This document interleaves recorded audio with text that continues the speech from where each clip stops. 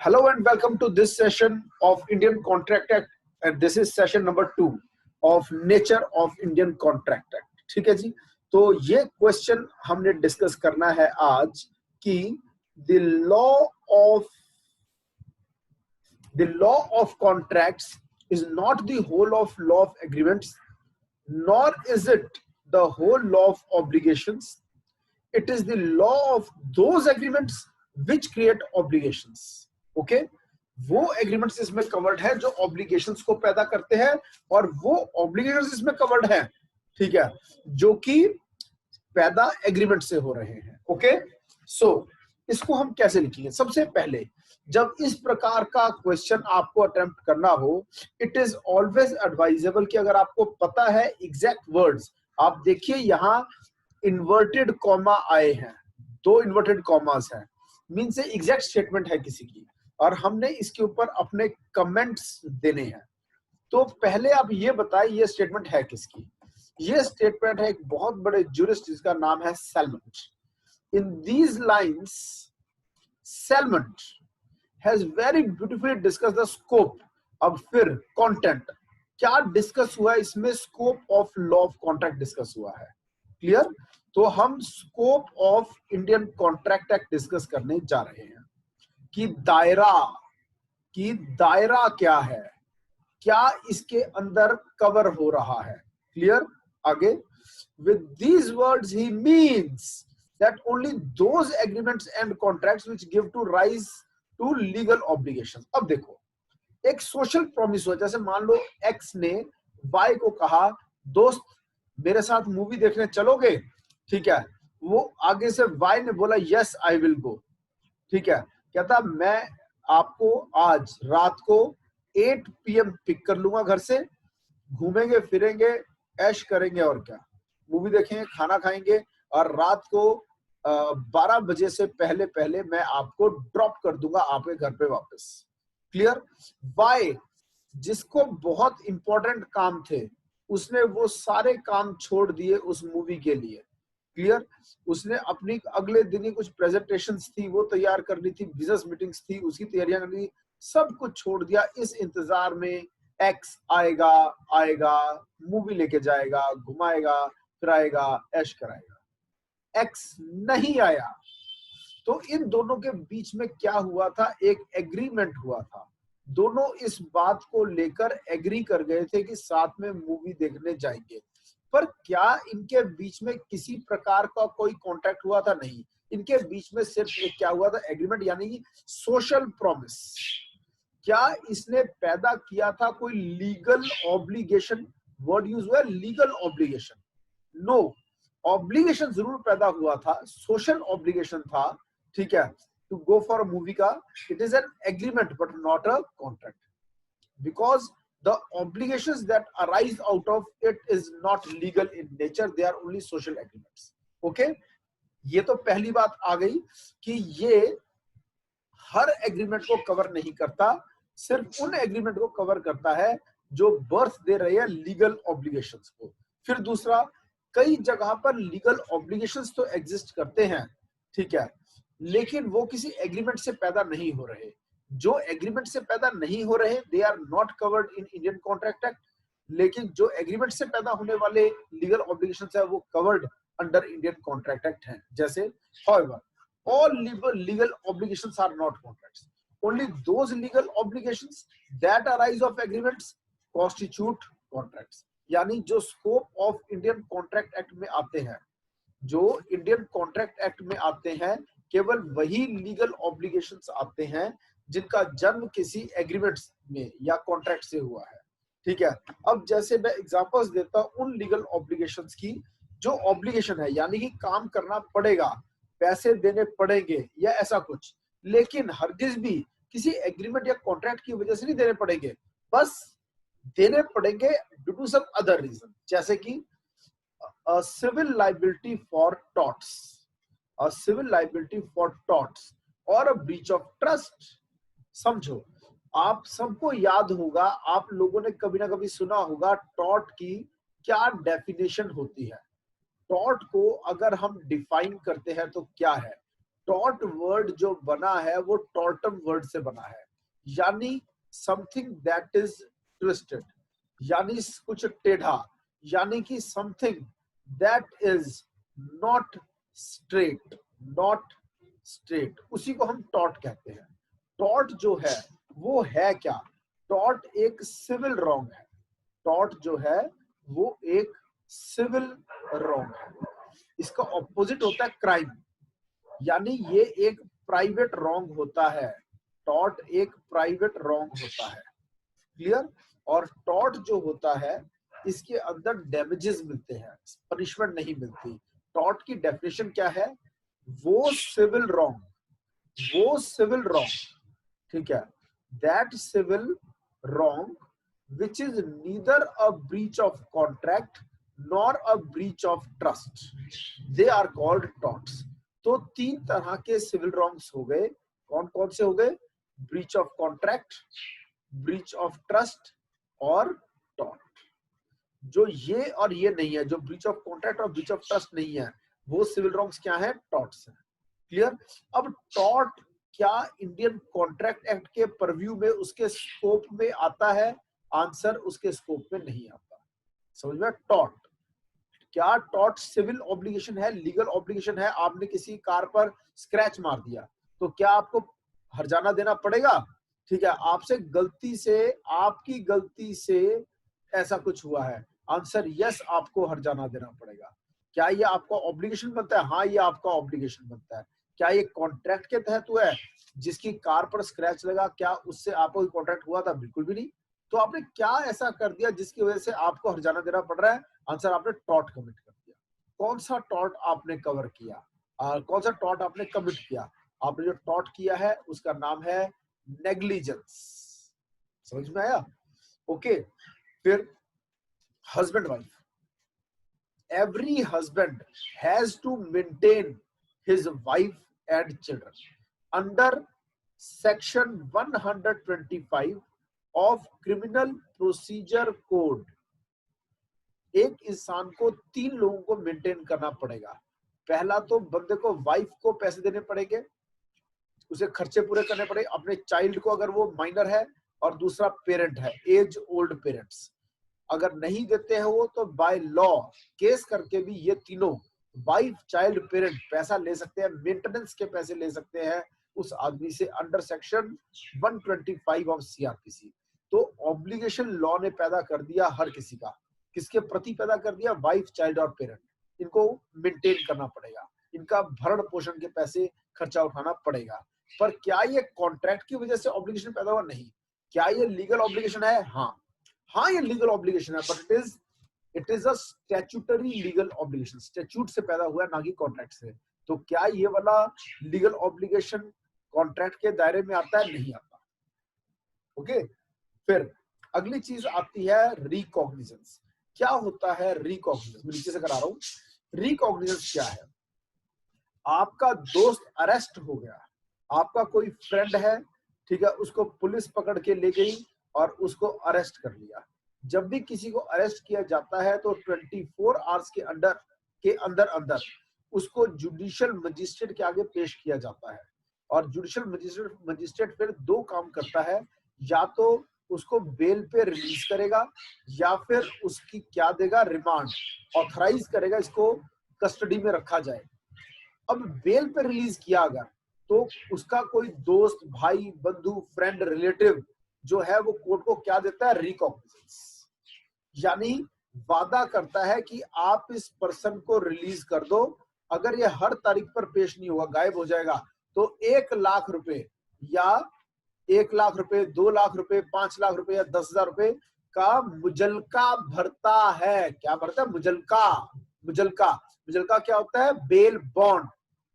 Bail bond पर sign करता है, यानी एग्री करता है कि अगर ये हर तारीख पर पेश नहीं होगा, an arrested person may be released on his promise to appear in the court or to pay a sum of money in the event of non appearance। कि अगर वो अपीयर नहीं होता है तो इतने पैसा दोस्त देगा, या फिर वो आदमी खुद, जिसे कहते हैं पर्सनल बॉन्ड। एक बॉन्ड होता है, उसे कहते हैं, यहाँ पर्सनल बॉन्ड की बात हो रही है, एक बॉन्ड होता है पर्सनल बॉन्ड की, दोस्त नहीं। वो आदमी खुद वादा करता है कि मुझे छोड़ दो, मैं हर तारीख पर आऊंगा, नहीं आऊं तो मुझसे 20,000 रुपए जुर्माना आप जो हो वसूल कर सकते हो। समझ में आया? इसे कहते हैं पर्सनल बॉन्ड। ये क्या है? रिकॉग्निजेंस। ओके। फिर आता है कॉन्ट्रैक्ट्स ऑफ रिकॉर्ड यानी जजमेंट्स ऑफ कोर्ट। ए और बी के बीच में केस हुआ जिसमें कि बी हार गया, ए जीत गया। कोर्ट ने बी को ऑर्डर किया कि आपको 10,000 रुपए ए को देने हैं। तो ये क्या बन गया? Contracts of record. ये भी इन दोनों के बीच में कोई कॉन्ट्रैक्ट नहीं हुआ, कोर्ट ने जबरदस्ती ऑब्लिगेशन पैदा कर दिया on the head of B, B पर बोझ डाल दे एक ऑब्लिगेशन का, not arising out of contract. फिर आता है क्वासाई कॉन्ट्रैक्ट्स। ये क्या होते हैं क्वासाई कॉन्ट्रैक्ट्स? अब वो समझिए, ठीक है। क्वासाई कॉन्ट्रैक्ट क्या चीज है? क्वासी कॉन्ट्रैक्ट, क्वासाई वर्ड का क्या मतलब है पहले तो वो समझाता हूँ। जस्ट वेट, एक और चीज खुलनी चाहिए थी यार। एक मिनट, यहां से खोल देता हूं, समझिए, ठीक है। मैं जो वर्ड्स यूज कर रहा हूं वो क्या है? Quasi contracts, quasi contract. अब यहां पर क्वासाई वर्ड का मतलब क्या है? एज इफ इट वर, जैसे कि एक कॉन्ट्रैक्ट हो वैसी चीज। जैसे कि आपके घर पिज्जा हट वाला एक लड़का आया और कहता है कि सर ये रहा आपका पिज्जा। ओके, आपने उस पिज्जा को देखा, उसकी स्लाइसिस को देखा, आपके मुंह में पानी आया, ठीक है। आप ब्रश कर रहे थे, आप कुछ बोल नहीं पाए, बस पिज्जा की तरफ देखते रहे। पिज्जा हट वाले उस बॉय ने, डिलीवरी बॉय ने कहा कि सर पेमेंट तो आपकी एडवांस आ ही चुकी है, ठीक है, इस कारण से बाय, मुझे और भी कई जगह पिज्जा डिलीवर करना है। आपके हाथ में पिज्जा पकड़ाकर चला गया। आप कुछ नहीं कर पाए क्योंकि आप तो उस समय टूथ ब्रश कर रहे थे। फिर आपने कुर्ली की और सोचा मैंने तो ऑर्डर किया ही नहीं, I have not order this pizza, I have not made payment. अब क्या किया जाए? पिज्जा ठंडा हो रहा है, ठीक है। इट्स बेटर ब्रेकफास्ट बनाने के बजाय हम इसी का सेवन करते हैं, खा लेते हैं। पहली स्लाइस खाई, दूसरी, तीसरी, चौथी, कितनी स्लाइसेस है? 1 2 3 4 5 6 7, 8वीं बची हुई है अभी। जैसे ही 8वीं स्लाइस आपने उठाई तभी हुआ क्या? टिंग टोंग, बेल बज गई।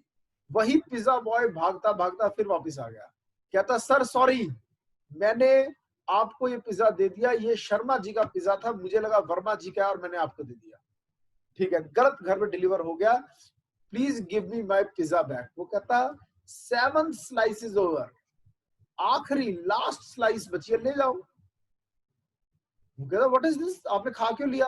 कहते ठंडा हो जाता, फिर किसी के भी काम का नहीं था। अब आप बताओ, क्या आपको इसके लिए, पिज्जा के लिए पे करना होगा? क्या आप हो मिस्टर वर्मा, आप वर्मा जी हो, ठीक है, आपको पिज्जा हट को पेमेंट करनी पड़ेगी। आपने कोई ऑर्डर नहीं किया, जल्दी बोलो, करनी पड़ेगी, come on. No sir. Answer किसने जवाब दिया? बहुत अच्छा संदीप जवाब। सर। किसने दिया? संदीप ने दिया। संदीप, हाँ जी सर। अच्छा संदीप, लास्ट एग्जाम्स कौन से दिए हैं, कहाँ के? सर मैंने तो कोई एग्जाम्स नहीं दिए सर, यार 10वीं एक दिया 12वीं, था बस, पंजाब जुडिशरी दिया है सर ऐसे तो एक। बस मैं तो ये पूछ रहा था 10वीं की है, 12वीं की है, लॉ की है, बीए की है, तो आपने कहा मैंने जुडिशियल अफेयर भी दिया हुआ है। बेटा हाँ आपका जी। जवाब रॉन्ग है, गलत जवाब है। आपने पिज्जा ओके खाया, सर। पैसे तो देने पड़ेंगे, फिर खाया क्यों पिज्जा?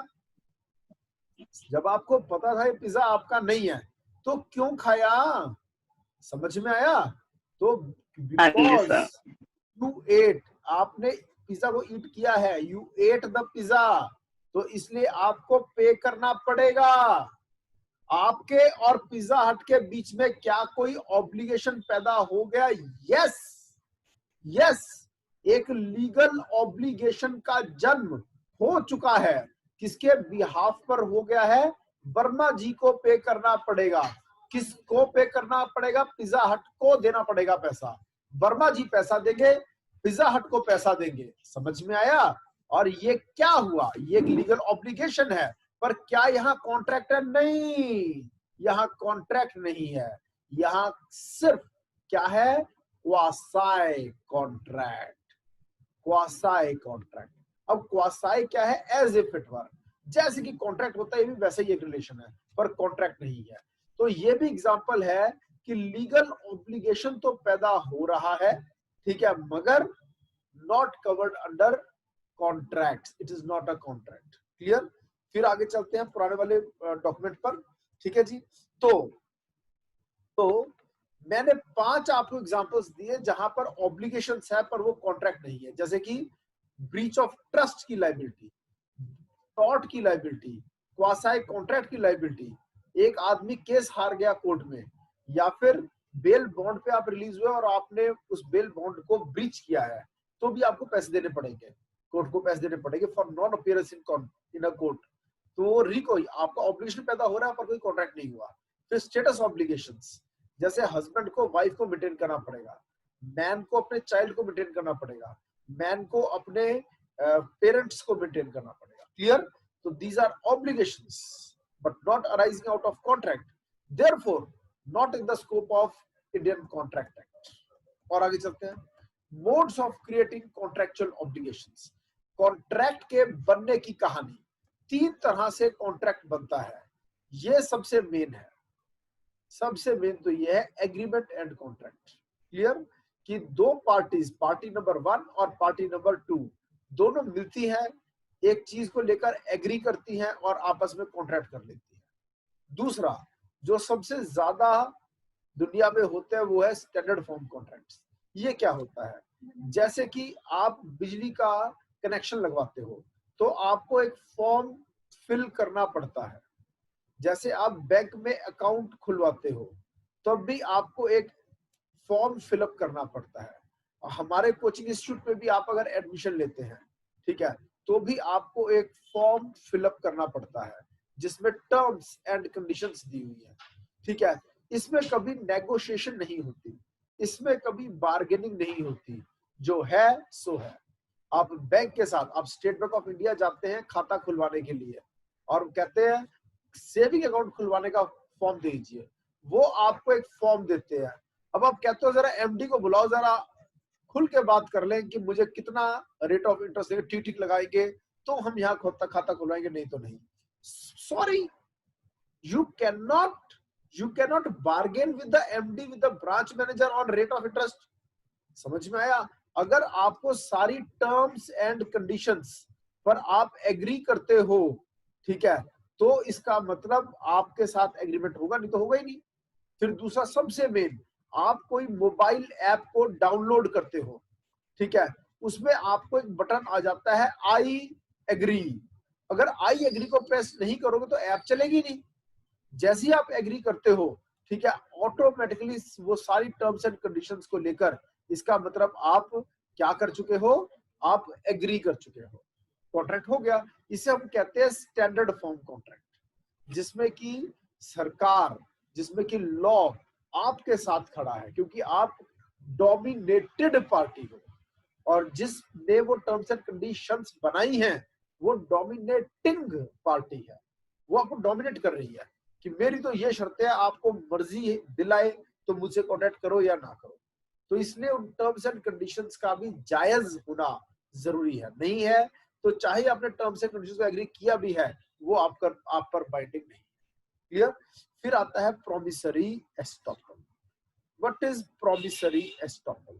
ठीक है, जहां पर आप कुछ करने के लिए एग्री कर लेते हो और आप अपनी जो पोजीशन शो करते हो, रियलिटी में आपको पता है कि वो आप फॉल्स स्टेटमेंट कर रहे हैं। जब आप इन फ्यूचर अपने उस कॉन्ट्रैक्ट को परफॉर्म करने की कंडीशन में आ जाते हो, यानी कि जब आप इनेबल हो जाते हो, now it is possible for you to perform, when you agreed it was not possible for you to perform, तो अब आपको अपना वादा पूरा करना पड़ेगा, अपने बोल पुगाने पड़ेंगे। इसे कहते हैं प्रोमिसरी एस्टॉपल। ये आपको इंडियन एविडेंस एक्ट में पढ़ाया जाता है, इंडियन एविडेंस एक्ट। क्लियर? ये तो थी इंट्रोडक्शन। अब प्रॉपरली स्टार्ट करने जा रहा हूं मैं आप लोगों के साथ इंडियन कॉन्ट्रैक्ट एक्ट 1872। मजा आएगा। चलो जी, ध्यान से देखिए मैं क्या बोल रहा हूं। कहानी कुछ इस प्रकार है। स्क्रीन पर आप दे रहे हैं 2B 2E 2H, देख लिया आपने। ये है 2B, ये है 2E और ये है 2H। 2B 2E 2H। Proposal और एक्सेप्टेंस मिलके बनते हैं प्रॉमिस, प्रॉमिस और कंसिडरेशन मिलके बनते हैं एग्रीमेंट, और वही एग्रीमेंट जब एनफोर्सेबल हो जाता है तो वो बन जाता है कॉन्ट्रैक्ट। तो वो बन जाता है कॉन्ट्रैक्ट। ठीक है, ये है कॉन्ट्रैक्ट। अब इसको मैं समझाता हूं, समझो। सबसे पहली चीज क्या आ रही है, प्रपोजल।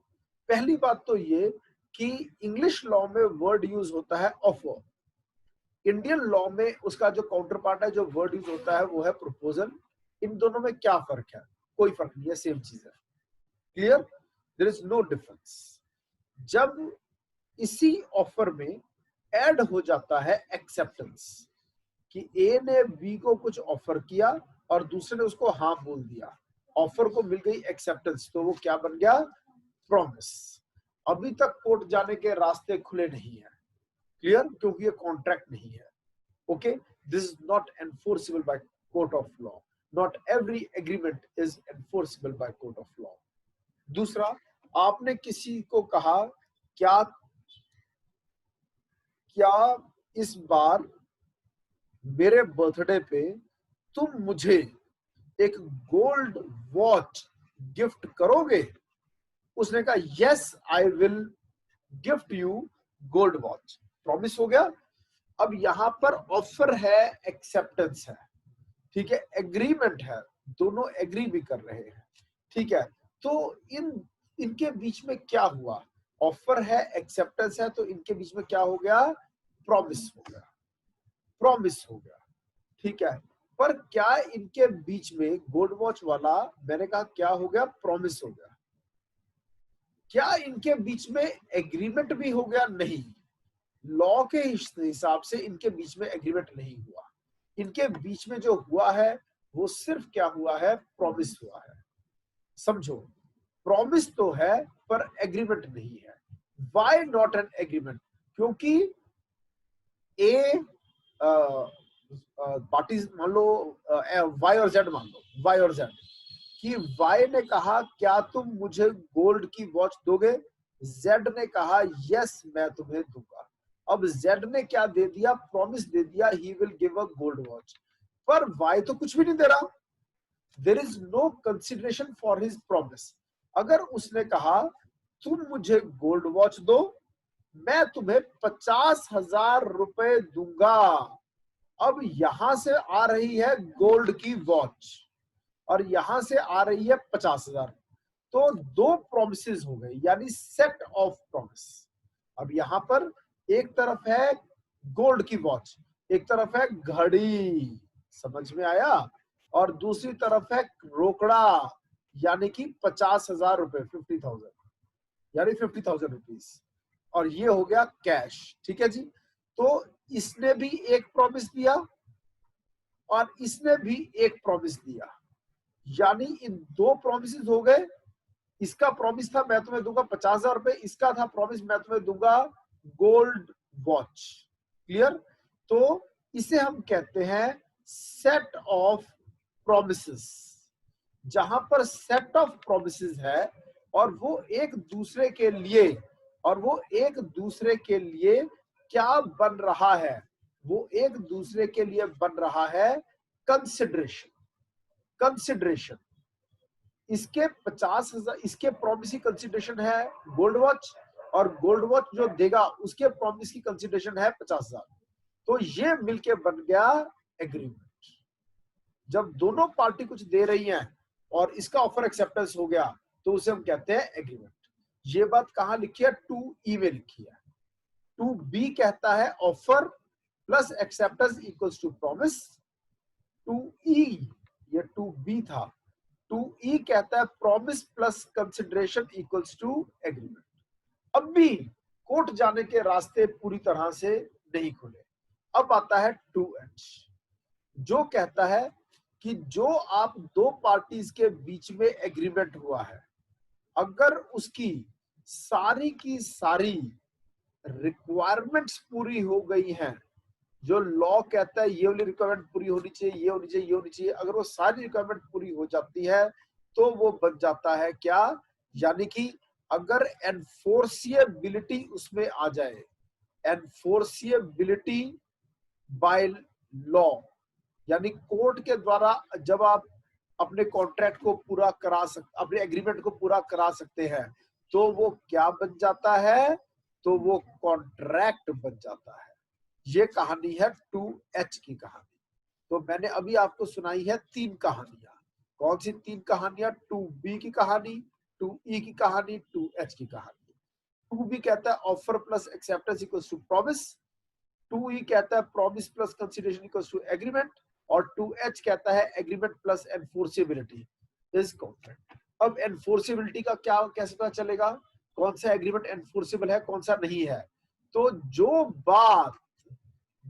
बात इंप्लाइड है सेक्शन 2H में, वही बात एक्सप्लिसिट है, वही बात, जो बात इम्प्लिसिट है, जो बात इम्प्लिसिट है सेक्शन 2H में, वो एक्सप्लिसिट है सेक्शन 10 में। सेक्शन 10 में वो एक्सप्लिसिट है, यानी कि वो एक्सप्रेस्ड है, एक्सप्रेस्ड है, यानी कि वो एक्सप्लेन्ड है। किसमें? सेक्शन 10 में। सेक्शन 10 में वो बातें बता रखी है कि अगर ये और ये बातें पूरी हो जाएं, तो हम ये मानेंगे कि कॉन्ट्रैक्ट जो है वो पूरी तरह से एनफोर्सेबल है। क्लियर? तो अगला चैप्टर यही आ जाता है, सेक्शन 10। और क्या सेक्शन 10 एग्जॉस्टिव इन नेचर है? नहीं।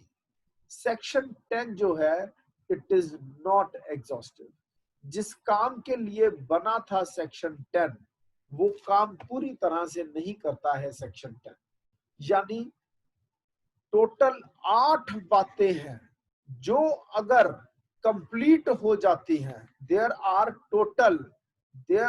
इन टोटल 8 रिक्वायरमेंट्स हैं। 8 जो है वो रिक्वायरमेंट है, रिक्वायरमेंट्स। देयर आर 8 रिक्वायरमेंट्स जो कि अगर पूरी हो जाए तो वो कॉन्ट्रैक्ट जो है वो एनफोर्सिएबल बाय लॉ हो जाएगा।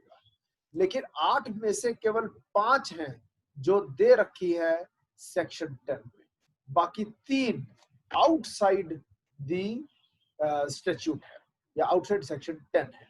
क्लियर? आपको पता ही है कि जो सोर्सेज ऑफ लॉ, जो सोर्सेज ऑफ लॉ है वो एक नहीं, वो 3। There are 3 sources of law. और which are these 3 sources of law? ये सबसे पहला सोर्स है कस्टम, जो युग युगांतर से चला आ रहा है बेरोक टोक, और लॉ के अगेंस्ट भी अगर नहीं है तो वो लॉ की पावर रखता है।